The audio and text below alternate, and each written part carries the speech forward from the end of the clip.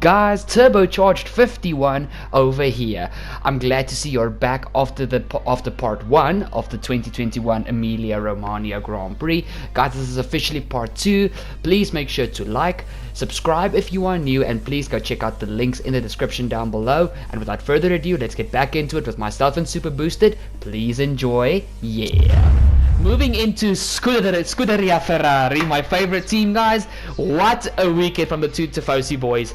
Carlos Sainz and Charles Leclerc both get a 9 out of 10.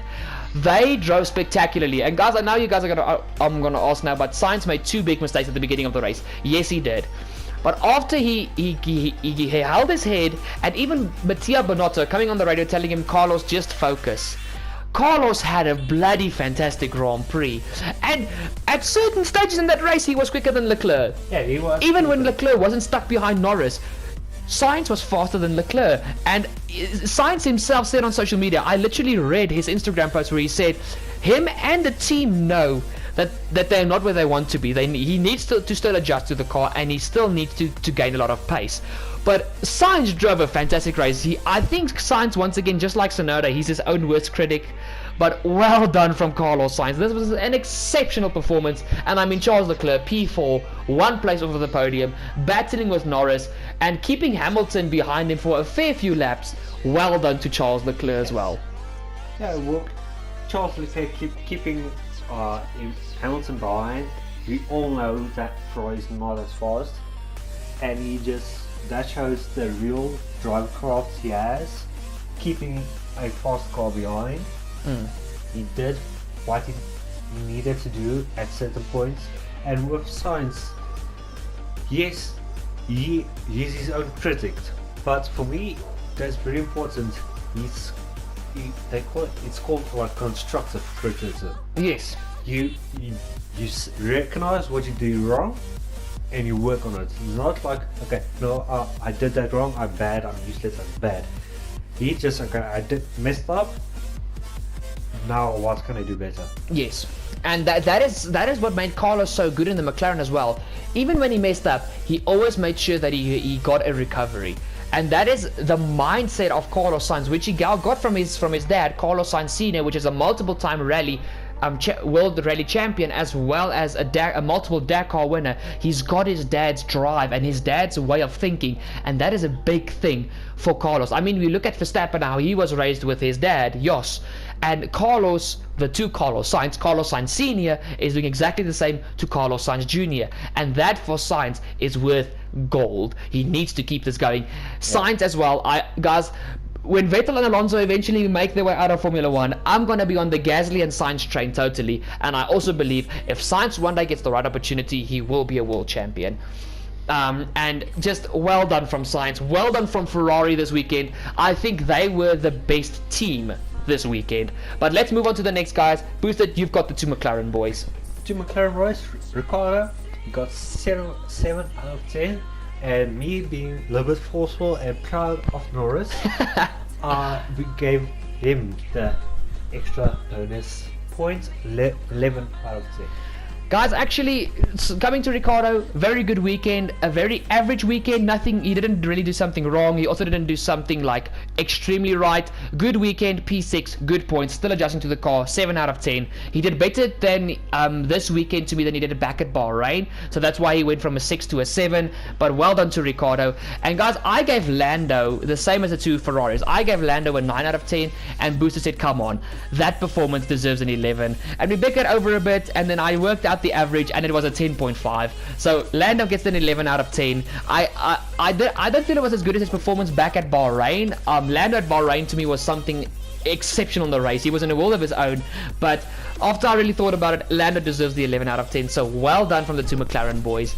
I think our internal teams championship, it's going to be close between Ferrari and McLaren this year. Yes, it's going to be really, really close. Okay, moving in towards the 2 Mercedes. Guys, Bottas is the driver alongside with Mazepin that did the worst this weekend, in my opinion. We gave Bottas a solid 2 out of 10. But Lewis Hamilton, even with his mistake, a fantastic recovery. We gave Lewis an 8 out of 10. He messed up, but the accident he well, spin. I won't say is that completely a spin, but he went off the track. Yeah, a half spin.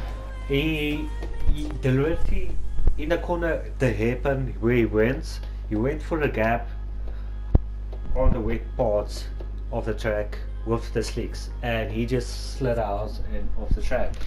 I feel that was at that moment. It felt like he was a little bit desperate because he knew he caught up to Verstappen, and then he realized the reason why he caught up was because Verstappen was in this traffic, and he thought if he can go quicker through the traffic than Verstappen wins, he has closed the gap. Yeah. So, guys, a little bit over eagerness from Lewis, but still a fantastic weekend from Lewis. Give credit where credit is due. Hamilton deserves that 8 out of 10. And then finally, you've got the floor for your favorite team. Give us the points for the 2 Red Bull boys. Perez got a 6 out of 10. Just a lot of you won't say it's a lot of mistakes. He out-qualified Verstappen. I think no one expected yeah, that was fantastic from Sergio. That was top news stories everywhere. And then other reason he didn't make it into the points. I think it was. Yeah, he also spun. Yeah, he spun literally at exactly the same spot where Albon spun, if I'm not mistaken. I can't remember where Perez spun actually. He spun in the second chicane. Oh yes, that's correct. At the exit of the corner, he just dipped on the wet parts of the track. The track was still drying. With slicks, if you think about touching water, it wants to spin. Yeah, and literally that is exactly the same spot where Albon spun last year. So clearly that corner does not like the second Red Bull driver. But guys, still a fantastic performance from Perez in qualifying. But an unfortunate mistake in the race, which I think a 6 out of 10 is not too harsh. Yeah, I think if he didn't spin, he would have been in that fight with Sainz, Leclerc, and Norris. Hamilton. Yeah, so Perez 6 out of 10, but just an unfortunate mistake. Still getting used to the Red Bull, but for somebody still getting used to a car, his performances are exceptional. Keep an eye on Perez for the rest of the season, and you can announce your favorite point ranking. Bloody hell! Yeah, Verstappen 10 out of 10. He went out.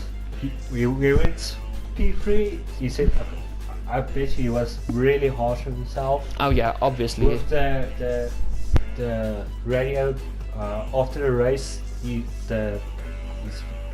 his team radio. The guy said, "This shows you don't get the points on stage radio. You get the points on the end of the race." And with the race, he just started P3. He did an excellent choice. He started actually in second gear. Yeah. And he got a good launch, and he got in a second corner. Actual second corner. He got a jump on Hamilton. He actually drove past on the grass. Yeah, he literally was on the grass for a few split seconds. He was determined. He was gonna get in first place, and that just so choked because he was in first place. And he just dominated. Yeah, he never lost first position, guys, and that is something, except when he went into the pit lane, obviously, but we're not talking about that. Verstappen he did a Hamilton. Yeah, he honestly did a Hamilton, and I mean, after the safety car restart, even Norris trying to get a move on him after my heart was in my throat when he spun at the end of that safety car and he caught the spin. I literally thought, what the hell? And he caught that car. Lucky duck. Yeah, that was lucky. Yeah, but still, as soon as the race restarted and Norris's soft started to die off, he got a 20-second gap. Yeah, he was on fire, and he literally did a Hamilton. Guys, nothing stood out about his performance except for his first corner move on the first lap, but I think a 10 out of 10 still full points. It's a solid weekend. It wasn't a Norris type level performance, but well done to Max. And guys, like I said, this year between Lewis and Max, it's going to be bloody spectacular. Now guys, heading into the next part of the video, like we talked before we did the driver ratings, they are like the team's championship where we plus the 2 drivers points together. Now boosted, you can quickly say the positions of this week's Teams Championship, and then I will announce that the overall team standings after the first 2 race weekends points have been counted together.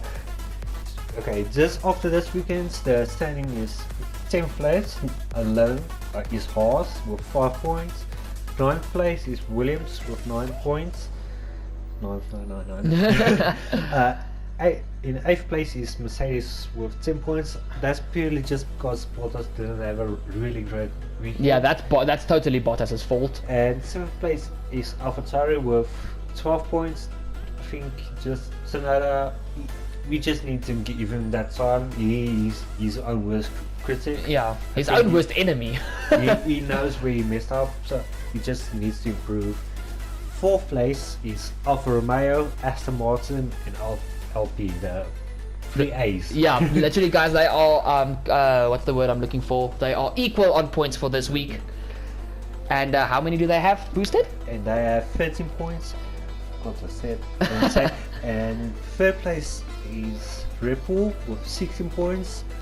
I just feel he's getting used to the car. Yeah. We can't say the Red Bull from the last 2 years, them being harsh on the previous 2 drivers, Gasly and Albon. This year, the car being just that slightly more stable in the rear end. That's why I think Perez is doing way better than the previous drivers, but he still just needs to get used to the car. And 1st place, Ferrari and McLaren with 18 points. Yep, they're sharing the first position, guys. Ferrari and McLaren had fantastic weekends. Now, guys, the standings, overall standings after round 2, with all the teams' points getting plus together from Bahrain and Imola. In 10th place, we've got Haas on 13 points. 9th place is Williams with 17 points. 7th place, equal in 7th place is Aston Martin and Alpine on 23 points. Equally in 5th place is Mercedes and AlphaTauri on 26 points. 4th place, which really surprised me, doing very good, is Alfa Romeo on 27 points for their first 2 weekends points combined. 3rd place is McLaren on 35 points. 2nd place is Ferrari on 36 points. And 1st place is Red Bull with 37 points. So from 1st to 6th, basically, it's still a very close match. Actually, all the way to 8th. I mean, it's 37 and 23. It's not such a big gap, and there's still 21 rounds to go. And there's a lot of time too. This is going to change, because I quickly looked. Mercedes, from just these 2 races, Mercedes fell 4 places. Yeah. So yeah, it's an interesting one, guys. But now, guys, let's head into our predictions from the last video, which I put to you guys on the screen. The predictions for the Emilia Romagna Grand Prix. Now, guys, my first predictions, we were going to handle mine first. My 3 predictions were Mick Schumacher top 10, Gasly and Perez would be on the podium, and a Ferrari top 5. Now, guys, when you get a prediction correct, you get 5 points. If you get all 3 your predictions correct, you get a bonus point plus 1, so you do not get 15, you get 16 points. Now, unfortunately, Mick Schumacher top 10, I got 0. Gasly and Perez podium, I should have gotten a -5, but not the point. And then we did have a Ferrari top 5. Both Ferraris were in the top 5, so I get 5 points there. Secondly, Boosted, you can quickly handle, unfortunately, our poor girl Demi's results. Yeah, I feel sad to say, but the choices were made. Demi, she said Giovinazzi in points. Yeah, he was 14th. 2 red flags. He was so close. She was a little bit too greedy with the red flags. There was 1 red flag, but not 2. Yeah, and then teammate collision. I think the closest on teammates we got was Mercedes and Williams, because the Williams are using the Mercedes engine. That's the closest we got with teammate collisions. So, guys, unfortunately, Demi did not get any points, but still a good try. And you guys are gonna hear. We don't have everybody's predictions for this video, but I will put all the predictions that you guys don't hear on screen for the Portuguese Grand Prix. Then next, Boosted, you said Perez on the podium, which is unfortunately no points. Bottas and Hamilton spin in the race. Now, guys, Bottas or Hamilton spins in the race. Now, guys, Hamilton going off when he went off of the dry line. That was half a spin which he tried to catch. So I'm going to give Boosted that 5 points. It's still half a spin, and I mean the Mercedes don't ever spin. So the fact that he went for that and it actually almost came true, I'm going to give him the 5 points. So 5 points for that. And then his third prediction was Vettel would get a top 10, which unfortunately he did not. He retired 3 laps from the ending, which is a bit sad, but still, like we said, good performance from Vettel this weekend. Next, we've got Jonathan. We call him Johnny. You guys are going to hear from him also soon in the future. Now, the two guys that actually know the least about F1 between the 5 of us, guys, me, Boosted, and Demi know a lot about F1, and Johnny and Adrian are the 2 guys that are like the rookie F1 fans. They're only getting into the world of Formula 1 recently, and they absolutely spanked us with the predictions for Emilia Romagna. So, Johnny said Verstappen wins, which he got 5 points for. His second one was Hamilton DNFs, which was so close. Woo! Then he would have gotten 16, but unfortunately Hamilton did not DNF. He finished in P2, so that's 0 points. Yeah, he found reverse. And then his final thing was Leclerc in the top 5, which he got 5 points. So Johnny is sitting on 10 points. Then you can do Adrian. So Adrian, he says also Verstappen wins. He got 5 points. Hamilton crashes. It happened with the spin. He broke his front wing. It's a crash. And in the first corner as well. He bumps.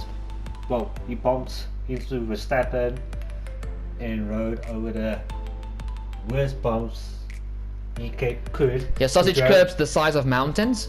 And you got that. For that, you got 5 points, and you said Vettel top 5. I think that was a really bold prediction, but he didn't get any points. Okay, so guys, this is how it stands.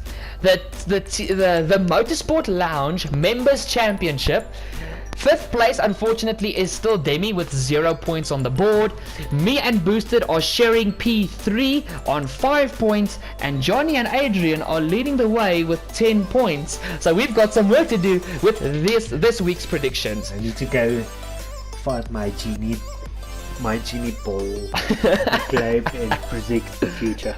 Okay, guys, our predictions for the Portuguese Grand Prix.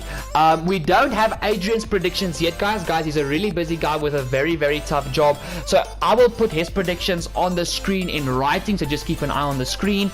But my predictions for the Portuguese Grand Prix is a 3-way team battle between Ferrari, McLaren, and AlphaTauri behind Mercedes and Red Bull. So basically the positions from P5 to P10 between those 6 cars. But also, I'm shooting myself in the foot here. I'm not saying that's where they're going to finish. Those 6 cars are just going to battle somewhere within the race. That's what I'm saying. Then Williams are going to get points, either in the form of Russell or Latifi. Maybe we're lucky both get points, but I think it's going to be Russell. Be a miracle. Yep, but I think that we're going with Russell, but I'm not going to say Russell, just Williams in the points. And then my third and final prediction, Vettel finally gets points. I'm not going to specify a position because then that's going to make me lose my 5 points, but I said Vettel finally gets points. Boosted, your 3 predictions. My predictions, I little bit went less bold. I went Verstappen wins because I think with the cornering speeds between Portugal and in Imola being sort of the same, so I think he's gonna win. Sainz again, I think he's gonna get a top 5, and with the wise old man Raikkonen is, I think he's still in a chance of getting points again. Okay, so that's actually a very safe bet prediction. Verstappen wins, Sainz top 5, Raikkonen points. I went a little bit more bold and boosted, but well done. Guys, I'm going to read Demi's predictions. She said a Ferrari podium. She's going bold. I would love that. If she gets this, I'm going to be like, you deserve 20 million points. Because I'm always a Ferrari fan. Then she said Tsunoda beats Gasly in the race. So Tsunoda finishes ahead of Gasly. We'll see how about that. I do not want that to happen. Gasly! But still. And then her third prediction is somewhere throughout the race, Ricciardo and Hamilton will have an on-track battle. I would love to see that, so I hope that comes true. And I think Demi deserves a little bit of redemption after getting 0 points for this week's Motorsport Lounge Internal Championship. And then finally, Boosted, you can read Johnny's 3 predictions. Johnny also went limits with the sort of safe but unsafe predictions. He's also said Verstappen for the win. Hamilton not on the podium. That's a little bit bold. Phew! It can happen. No, it can happen, but with the Ferraris and Norris, if they can do what they did at Imola, very big possibility. Very big. Then he said Perez at top 5. I think that is possible if he doesn't make the same mistake he did at Imola. Well, guys, there are your predictions for the Portuguese Grand Prix in 2 weeks. Guys, that has been the end of this podcast. Boosted, any final thoughts you want to say before we say goodbye? Why do we have to wait so long? Why do we have to wait 2 weeks? Why? Oh boy. Guys, just one thing. At the end of the season, after the summer break, after Hungary, we've got 3 consecutive times, 3 races in 3 weeks. So 3 races in 3 weeks, 3 times. The end of the season, there's going to be a lot of podcasts, but it's good. We're looking forward to it. It's going to be good. Guys, my final thought, just what a way to open 2021, the 2021 Formula 1 season. It's been spectacular. Hamilton, Verstappen, Ferrari, McLaren battling away, Alpha Tauri not being where we want them to be, but because of a bad strategy calls, all these things throughout the grid. It's a good year. Yeah, this year has a lot of potential. With Verstappen and Hamilton fighting, I think they are going to fight for the drivers. But I think with the rest of the field, there are going to be so much battles that are going to come. And the thing is, literally, even though you've got Red Bull and Mercedes, if something goes bad for one half of both those garages, you can have anybody on the podium from a Norris to a Vettel. You can literally have anybody on that podium. So, guys, it's going to be good. It's going to be fantastic. We've still got 21 races to go. Guys, that is the end of it. Thank you so much for watching. Thank you so much for staying till the end. Well, listening towards the end. Today has been a very long podcast, but we warned you guys about it. It's been a good one. Well done to Max Verstappen winning the Emilia Romagna Grand Prix. Well done to Hamilton for the recovery. And to all the drivers, a spectacular weekend at Imola. Bring Imola back. I told you guys I was going to remind you about this. Make sure, if you're not yet subscribed and you've made it to the end of this bloody long podcast, make sure to hit that subscribe down below. Don't forget to ding that bell to never miss a future episode here on Turbo Fox RacerZ. Please go check out the links in the description down below. This bloody PlayStation just cut me off. Yay, I want to finish. Sorry guys. Finally, after you checked out the links in the description down below, make sure, if you've made it to the end of this bloody long podcast, to drop a like down below on the video. I appreciate it so much. And guys, that's all from my side. Boosted, say your goodbyes. I think I will see you later, and cheers, guys. Guys, I'll see y'all for the next video. Cheers!